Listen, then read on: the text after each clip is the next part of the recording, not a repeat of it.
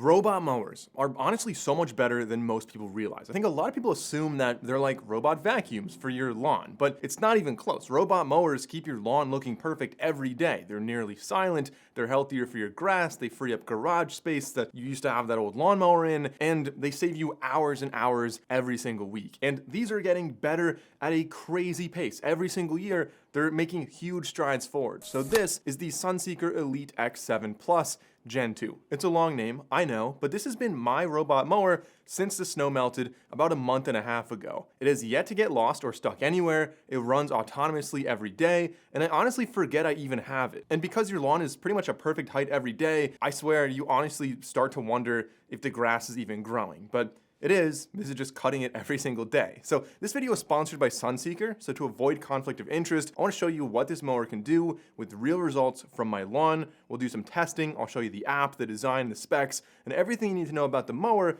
so you can make the decision for yourself if this is the right one for you. So before getting started, some key specs for this mower. Cutting height can be adjusted anywhere from 0.8 up to 4 inches. The Plus model is rated for 1.5 acres, but they have a ½ acre and 3/4 acre model as well. And this can mow daytime or nighttime. The slope is rated for up to 70% or 35 degrees. And remember I said the deck was adjustable. There's electronic height adjustment for that. So you just change it in the app and it'll cut whatever height you ask it to. As far as setup goes, setup was easy. After you plug in the RTK tower and the charging base, you can download the Sunseeker app. Mapping was better than most other mowers I've tried for 2 reasons. I'll show you those in a second, but you can either auto map or manually map. And I appreciate that I can auto map and then seamlessly toggle over to manual mapping when I get to trickier spots or patches of dead grass, for example. Manual mapping uses your phone like a game controller. You basically have 2 joysticks, so it's very intuitive to drive and steer it. Now, I mentioned there were 2 things I really liked. One was the ability to mark cross-boundary zones.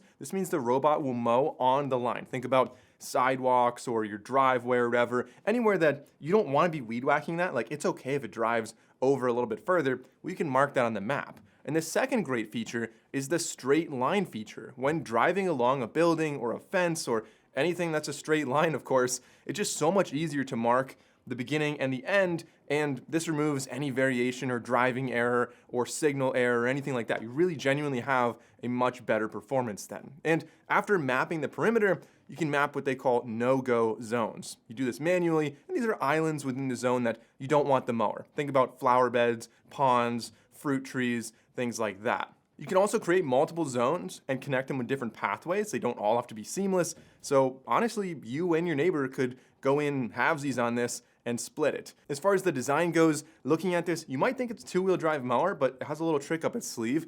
The blades are small, sort of like razor blades on the bottom of a disc on the bottom. You see we have 2 discs down there, and the idea is that if it hits like a rock or a stick or something, it's not gonna break the blade off. The blade just spins backwards and retracts, and the mower keeps on going.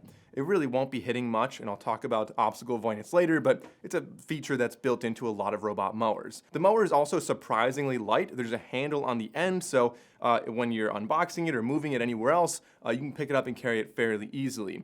You have a display on the top with buttons and an emergency stop, so all of that, you can do a lot of stuff in the app, but having the buttons on there, just in case somebody else walks along and needs to stop it, you have that safety feature there. And you have these 2 large wheels, which, by the way, there's a cool little brush that's optional. If you're driving anywhere that might be wet or muddy or the wheels might get kind of clogged up, there's an optional brush you can mount in there to clean the wheels off continuously. But you also have a 3rd wheel in the back. So unlike most mowers that just have like a little caster that just drags in the back, this is motorized, so it helps it with steering or driving on hills or any kind of tougher terrain. So let's talk about the first cut with this mower. Before you get started, you want to make sure you don't have a huge hay field. If it's like 6-inch grass, go out and mow it first so you have it approximately the height that you'd want to. If it's 4 inches, that's fine, and over the next week you can gradually bring it down to 2.5 inches if you want that. But this thing's really ideal for maintaining shorter grass, not for cutting a huge hay field. The first cut, in my opinion, it did an excellent job. I had nice straight lines. You could see exactly where the robot mower went, and you can adjust what the lines are looking like in the app. And there's 4 real reasons I found that this is so much better than mowing by hand. One, it's way healthier for your grass, as I mentioned earlier. Instead of cutting off like 1/3 of the plant every single time you mow, this is cutting off a tiny fraction, which gives you healthier and more resilient grass. Number 2, your grass looks good every single day. Like I said in the beginning of the video, you don't even know that this is doing anything. It's essentially silent. Number 3, a lighter mower like this does far less damage than like a heavy zero turn, especially if you have wet spots. And number 4, this thing is almost silent. Like unless you're right next to it, you really won't hear it. Your neighbors are going to love that you don't have an engine running, every couple days. And also autonomy. Next chapter is autonomy. So how good is this at being actually autonomous? First, you have obstacle avoidance. Obviously, you want to keep your lawn as clear as you can, but sometimes branches fall or your kids leave toys out there, and this is able to avoid obstacles. We'll get into a test in a second, but it does it with the cameras on there in 2 selectable ways you can choose from the app, either slow touch or no touch. We'll talk more about that in a minute. Also, as far as like navigating, most other mowers I've tried that use RTK stations like this, most other ones consistently get lost next to my house. There's a narrow spot that just, there's tall fences and it just always loses signal. But this mower has yet to get lost there. It has never lost its spot, and I think that's really very impressive in my opinion. All right, so here we are in the app. This is very intuitive in my opinion. So you've got the entire region. You can see the red spots are the keep out or the no-go zones. You're able to see like the work log. You've got the schedule here as well. So when I have this allowed to mow, it's mowing every single day for me. It gives us a couple, settings down here like mower speed, the blade speed, so mowing speed's like how fast it's moving. Blade speed's going to be how fast that's spinning, obviously, and then the height. But you can change all of that. So that's just quick settings while it's mowing. But if you want to change everything on the top right with that settings icon, you can change for work or for the device. So you've got like a pin code on there, some anti-theft stuff. But for work, again, you can edit the map here. You can change everything I just showed you in regards to like how fast it's driving. And also while you're driving it around, you can change the exact pace it's able to drive. So it's easier to do your manual mapping. You've got the cutting spacing. So do you want it really narrow? Do you want it wider? So it's going to cut everything a little bit less. You've got the direction. So default is going to be nice straight lines. You can make it traceless. You can make it multi-angle. And if you do multi-angle, I'm in the studio now, so I'm not near the mower, but if you do multi-angle, you can choose exactly what the angles are going to be for it, so you can make really nice patterns on there, and of course the cutting height down here as well. You can choose then, this is a really cool efficiency thing that I don't see on many other mowers, how often is it going to cut the perimeter, so you don't have to do that every single time because that really does take a lot of energy or a lot of time for the mower to go around and do that. You could have it do it every time if you wanted to, but honestly, the grass on the perimeter doesn't grow all that quickly for me, so I have it go every second time. It's a little bit faster and more efficient. You can also choose when it's mowing. Is it going to do the perimeter first, or is it going to mow first in the middle and then do the perimeter? And you can choose what the edge distance is. So it's going to naturally have a boundary around there, just in case you have some slight deviation in like the signal or whatever. It's very accurate, but I usually, you can make this as close as you want to the border. But if you have something like some flowers in there, you're like, well, just in case the flowers like tilt over, I like to have a little more buffer there. For obstacle avoidance, you can see we have slow touch or no touch. So depending on how you want that set up. You can choose the docking path, which is like, hey, just go straight back to your home base, or go along the edge so you don't mess up the nice straight lines you get. Rain delay, as I mentioned, and you can work at night as well. So that's the app. There's a ton in here. I'll show you the driving mode when we get into some other tests. I'm going to manually drive it up some hills and see how it performs. But overall, very intuitive and one of the better apps I've seen for robot mowers. So now let's get into some testing so you can see what this mower is actually capable of, starting off with a hill climb test. All right, so here's a hill test. This grass has not been cut yet, but I'm just driving it over here to see how well this does. I'm going to drive up and see if it can make it. This is very steep. Maybe I'll measure for you guys so you can see, but this would be annoying to mow even with a push mower. Wow, let me turn the camera.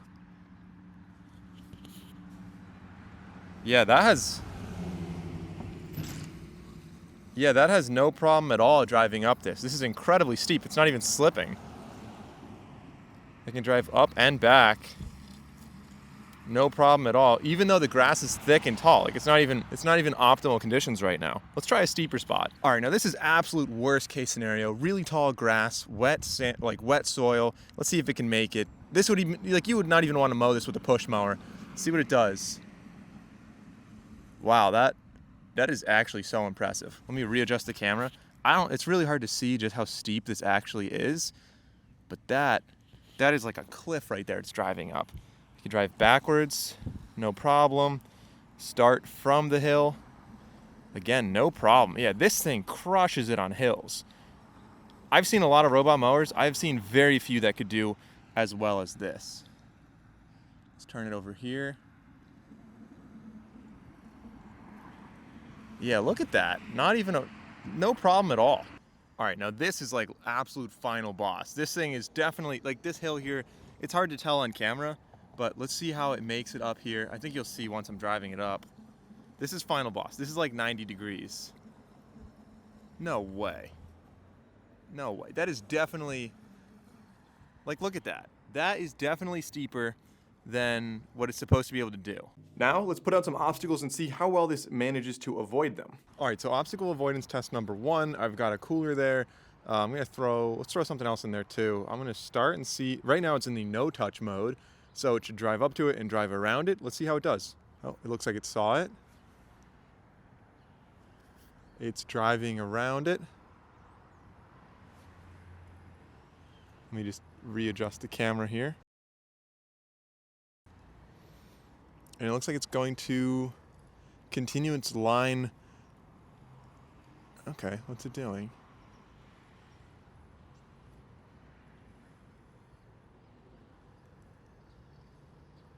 Oh, okay, yeah, that was pretty successful. It did avoid it. Now it sees the second object. It's driving around the lid now. Okay, and that's much lower to the ground, so that's a lot harder to detect than a cooler. But yeah, okay, it detected that as well. Next test is a flower pot. Looks like it identified that and it's driving around it. So I would say even if you don't map no-go zones, if it's something like a fence, it's gonna figure it out, and it seems like it should avoid most things. And one really interesting thing to me is the nighttime mowing capabilities. This can mow while you sleep. So you wake up and your lawn is totally clear, it's mowed, and honestly, I think that's pretty beneficial, but let's see how it performs if I start a job at night. All right, so this is night mowing. I'm gonna try not to move. There's gonna be some really grainy footage because it's obviously very dark, but it looks like it has some headlights. And yeah, it just knows where it is. All right, let's also see how this does with obstacle avoidance. It's supposed to be able to avoid obstacles even in the dark thanks to the headlight. I've got my wheelbarrow right there, and it looks like it detected it. Going right along the edge, checking out that spot, and it's gonna maybe, okay, it knows it can't go out of bounds there. Backs up, it's gonna turn around. Yeah, absolutely nailed it. Even in the dark. It's hard to tell. I mean, the video is going to be really grainy, but it is quite dark out right now. The sun set probably at least 40 minutes ago. Now, personally, I still prefer to have it mow in the daytime. The grass is dry, I can see what's going on and everything, but it's nice to see that is an option. And speaking of nighttime mowing, now is a good time to discuss scheduling. So, scheduling with this mower. You can set this up and the mower is fully autonomous. It'll cut during your specified hours, and if necessary, it'll go back and charge whenever the battery might die. It has a headlight on the front, as you saw, so if you enable night mowing, it can do that as well. The mower also knows when it rains and automatically engages a rain delay if you allow it in the app, so it'll wait and then mow it once the grass is dry again. And as far as safety goes, there are a couple things on here. You've got a tilt sensor in case it gets picked up or something. It won't be spinning blades and hurting people. You have obstacle avoidance. You have those razor blades that kind of retract, like I said before. You have an emergency stop button, and you have 2 years of anti-theft included for free when you buy the mower. So that is the Sunseeker Elite X7 Plus Gen 2 robot mower. Honestly, at first I thought it was just a regular 2-wheel drive mower, but it actually does a much better job at not getting stuck, not getting lost, and genuinely working autonomously than I even expected. So if you're interested in getting one for yourself, I have a link in the description down below. I say this a lot, but robot mowers are seriously my favorite tech. They're a huge life improvement for me, for my neighbors, for anyone who just appreciates a quieter neighborhood with nice looking grass. But let me know what you think in the comments down below. What should I compare this to? I will be making a best robot mowers video soon. So if you haven't already, consider subscribing to the channel, and I'll see you in that video.